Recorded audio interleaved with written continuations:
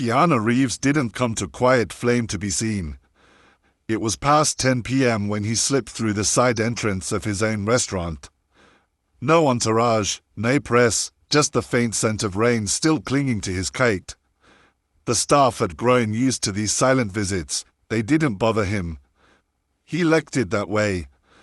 Tonight was supposed to be like the others, a quiet walk through the place he built, a few words with the night crew, maybe some time at his usual corner table with nothing but a glass of still water and silence.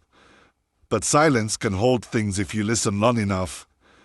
It started as a sound barely there, a soft, high-pitched tremble.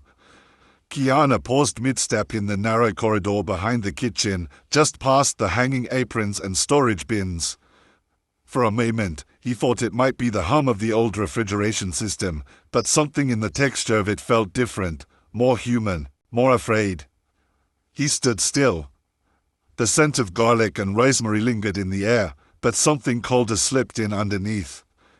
He turned slowly toward the walk-in freezer at the far end of the hall.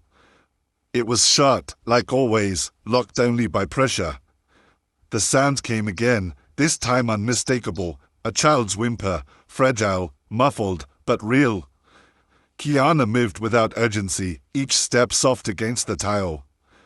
When he reached the heavy steel door, he placed his hand on the handle and inhaled once. Then he opened it. A wave of cold air surged out, fogging the edges of his glasses and biting at the exposed skin of his neck. Inside, the freezer buzzed with the low hum of fluorescent light. Metal shelves towered with bulk produce, frozen proteins, sealed tubs of batter and soup, everything in its place except for one thing.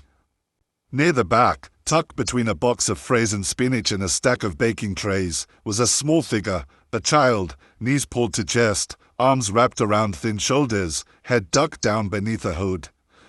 Keanu stepped inside and let the door swing closed behind him. The cold was sharp, immediate, but he didn't flinch. He crouched slowly, not too close, just low enough that the boy could see his face. "Hey," Keanu said, voice low, warm. "It's okay. You're not alone." The boy didn't move, but his eyes peeked out from under the hood, wide, glassy, locked onto Keanu's like he wasn't sure he was real. Keanu shrugged off his coat and laid it beside him. "You don't have to talk, but if you're cold, this will help." A pause, then slowly, the boy reached out and gripped the edge of the coat. That was enough. Keanu moved closer, gently, and without another word, he wrapped the coat around the boy, lifted him into his arms, and carried him out of the freezer into the warmth that should have been there all along. The moment Keanu stepped out of the freezer, the kitchen fell into stunned silence.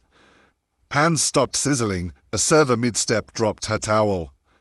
No one spoke, but every eye followed him, not because he was Keanu Reeves, but because he was carrying something that didn't belong in any restaurant. The child, swaddled in a long brown coat, shivering like a leaf in a storm. Keanu didn't slow. His face was calm, unreadable, but his grip was steady, one arm beneath the boy's legs, the other around his small shoulders. He pushed through the kitchen and into the employee break room without a word. The lights inside were dim and yellow, flickering slightly above a battered leather couch wedged between lockers and a water cooler. He laid the boy down gently, like something fragile. The coat was damp with condensation now, clinging to the child's thin shirt. Keanu grabbed the cleanest blanket he could find from the supply shelf, draped it over him, then knelt down. No one had followed him in. He preferred it that way. For a moment, the room was still. The boy, no older than 8, maybe 9, stared up at the ceiling, lips parted, eyes glassy. His fingers clutched at the blanket like it might disappear if he let go. Keanu opened a bottle of water, set it near the couch. "I'm not going anywhere," he said softly. "You don't have to talk. You don't even have to move. But you're safe now." The boy blinked just once. Then came a whisper, barely audible, "Teresa." Keanu leaned in. "Teresa." The boy gave a tiny nod. Keanu stood up slowly, His breath misted faintly in the still air, though the room was warm. He pulled out his phone, fingers moving quickly. Moments later, Hector, the head chef, appeared in the doorway, hesitant, wide-eyed. "Lock the doors," Keanu said. "No one leaves until we figure out who this child is." "Sir," Hector began, but Keanu's tone remained even. "I found him in the freezer." Silence again. Hector nodded, then vanished back into the kitchen. Within minutes, the restaurant was sealed. No guests remained. It was past closing anyway, but staff were corralled into the dining room.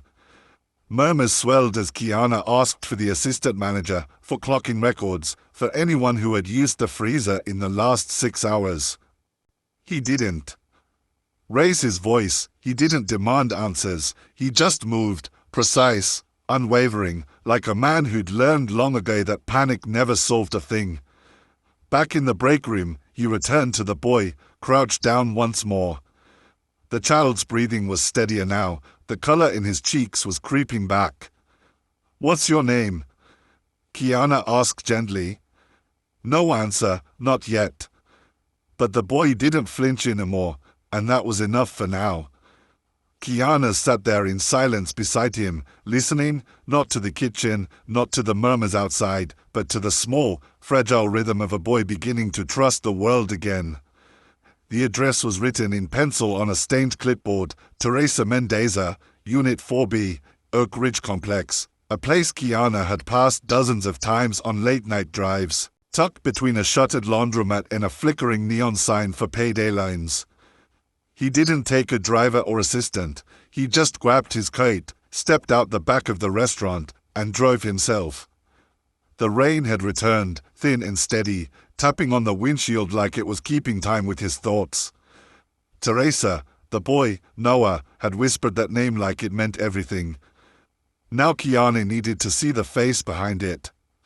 The Oak Ridge complex was worse up close: cracked concrete, warped metal railings, and a faint smell of old oil and damp carpet clung to the stairwells. He climbed slowly. Apartment 4B had a dull brass number barely hanging on by one nail. He knocked. Silence, then a faint movement behind the door. A chain clicked, the door creaked open just far enough for a pale, lined face to appear, tired eyes, dark hollows underneath. "Miss Mendoza?" Keanu asked, voice low. Her eyes widened, confused. "You're... Wait, are you?" "I'm the owner of Quiet Flame," he said. "I found Noah in our freezer." The color drained from her face. Her hand fell away from the doorframe, and she stepped back without speaking. He followed her in. The apartment was dim, claustrophobic, a single flickering bulb overhead, peeling wallpaper, fast food wrappers on the counter. A sleeping bag was rolled out in the corner, surrounded by old toys and a worn stuffed bear. "I wasn't supposed to bring him," she said finally, wringing her hands. "But my sister's gone again. 3 days now. No phone call, no nothing. He gets scared when she disappears." Keanu said nothing, just listened. "I didn't know what else to do," Teresa continued, voice breaking. "I work nights. No babysitter would take him. I couldn't lose this job too, so I told him to sit still, just until my break. I wrapped him in my old parka, told him it'd be quick. I was only gone a little while." 2 hours, Keanu said gently. She collapsed into a chair, buried her face in her hands. "I forgot. I got Paul to help with prep. It wasn't supposed to go that long." Keanu's jaw clenched, not in anger, but in the weight of what could have happened. "He could have died in there," he said. "I know," her voice cracked like glass. "But if I said something, they'd fire me, and I'd lose him too. He's all I have." Keanu stood for a moment, letting the silence settle. Then he pulled out his phone, dialed Protective Services. "I'm not reporting you to punish you," he said. "But Noah deserves safety. So do you. And you can't keep surviving like this in silence." She nodded, unable to speak. Tears rolled down her cheeks as Keanu stood by the door, his expression unreadable, not judgment, no pity, just resolve. Keanu had just returned to Quiet Flame when Blake Harrington arrived, fast, loud, and dressed like the problem was someone else's to clean up. Blake was everything Keanu wasn't: polished seat, glossy shoes, voice turned one notch too high. He was one of the restaurant's primary investors, a man more concerned with bottom lines than kitchen lines. "Keanu," Blake said, stepping into the dining room like he owned the air. "I just got the call." "What the hell is going on?" Keanu didn't answer immediately. He was standing at the edge of the kitchen, watching Noah sleep in the break room, now wrapped in 2 blankets and clutching a bottle of water like it was a lifeline. "I found a child in our freezer," Keanu said quietly. "Yes, I heard," Blake said, lowering his voice, glancing around as if the walls had ears. "And we need to keep this in-house, you understand?" Keanu turned to face him. Blake stepped closer. "I mean it. This can't go public. You know what kind of damage this could do to the brand? One post, one photo, and we're a headline. Lawsuits, health inspectors, God forbid a reporter gets wind." "There was a child," Keanu said, voice cool. "A real one, in a real freezer, in our restaurant." Yes, but we can fix that quietly. Settle with the family. Make sure the staff keeps their mouths shut." "Is that what this place is to you?" Keanu interrupted. "A brand. A logo to protect while people suffer behind stainless steel and walk indoors." Blake's jaw tightened. "I'm protecting what we've built." "No," Keanu said. "You're protecting the illusion of it." The dining room was still, just the low hum of a refrigerator and the faint clink of dishes being shelved in the distance. "You and I had an agreement," Blake hissed. "Your name brings value. My money keeps it running. You do not get to thank us with some bleeding heart crusade." Keanu stepped forward now, just one step. It was enough. "I didn't build this place to sell appetizers," he said. "I built it to be safe for everyone. And if a child can nearly freeze to death in my kitchen without anyone noticing, then we've already failed." Blake opened his mouth, but Keanu wasn't finished. "If you're worried about headlines, don't be. I'll save you the trouble." He walked to the front, reached behind the host stand, and gently lifted the framed plaque that bore his name, founder, Keanu Reeves. He set it face down on the counter. "You can run this place without my name if that's what it takes to do the right thing."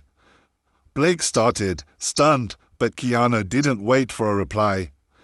He turned and walked back into the kitchen, not because it was easy, not because it was safe, but because he knew exactly what mattered more than reputation. A child had been left in the cold, and he wouldn't let that ever happen again. The following morning, the rain had stopped, but the air in Quiet Flame felt heavier than ever. Most of the staff had returned, not because they were told to, but because silence had weight now. There were no morning rush orders, no clatter of pans, just whispers and the occasional side glance toward the walk-in freezer, like it had become something more than just a room for frozen food. Keanu stood near the back wall, sleeves rolled up, eyes scanning the new logs being taped beside the freezer door. Everything was being reevaluated: access, schedules, protocols, safety audits. But something still didn't sit right.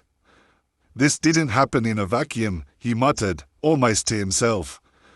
Elena, the quiet dishwasher who always arrived early and left last, was wiping down a counter nearby. She stopped, swallowed, then spoke, voice barely above a breath. "I think I heard him before." Keanu looked at her. "A few days ago," she continued, her hands trembling. "I was in dry storage, getting towels. I heard something, like crying. I thought maybe it was the ice machine acting up, or rats, or my imagination." She looked down, ashamed. "I didn't check." Keanu didn't move, didn't scold. He just listened. You weren't the only one who didn't, he said gently. She blinked, confused. I've walked this kitchen more times than I can count, Keanu continued. I built every beam in this place with my own hands, but I never stopped to wonder if the silence meant safety or neglect. More staff had gathered near the edges of the room, listening now. Keanu turned to face them. We tell ourselves we're too busy, that someone else will speak up, that it's not our job to ask questions. And then a child ends up in a freezer. The silence that followed wasn't uncomfortable, it was honest. It hung in the air like a curtain slowly being pulled back. Hector, the head chef, stepped forward with a clipboard in hand. I checked Teresa's clock INS for the past 3 weeks, he said. She's been showing up early almost every shift. Keanu nodded. And no one asked why. No, Hector admitted. Because we're trained not to, Keanu said.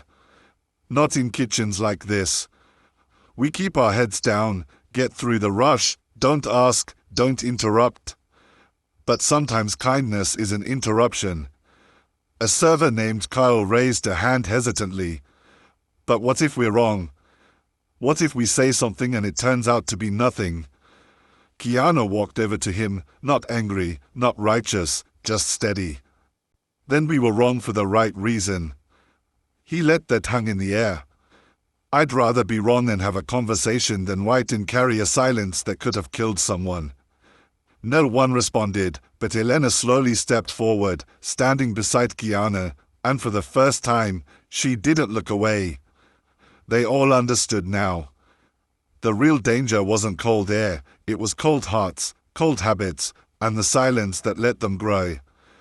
The chairs weren't fancy, just mismatched breakroom stools, folding seats, and milk crates dragged from storage, but they formed a perfect circle in the middle of Quiet Flame's dining room. Keanu had insisted on that. No podium, no hierarchy, no speeches, just people. The overhead lights were dimmed to a warm amber, and the espresso machine hissed quietly in the background, like it too was holding its breath. Every staff member had shown up, not because of an order, there wasn't one, but because something unspoken had shifted. Keanu stood last to enter, dressed plainly in a dark shirt and rolled sleeves. He didn't stand in the center, he leaned against a wall, hands folded, eyes calm. When he spoke, it wasn't loud, it didn't need to be. 3 nights ago, we found a child in our walk-in freezer.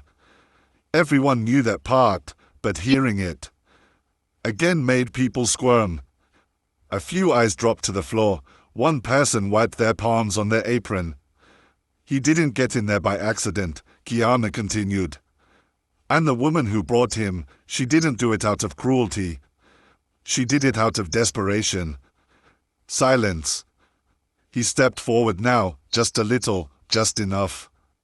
But what matters more than what happened is why it went unnoticed. Why didn't we ask? Why didn't we lick a hand?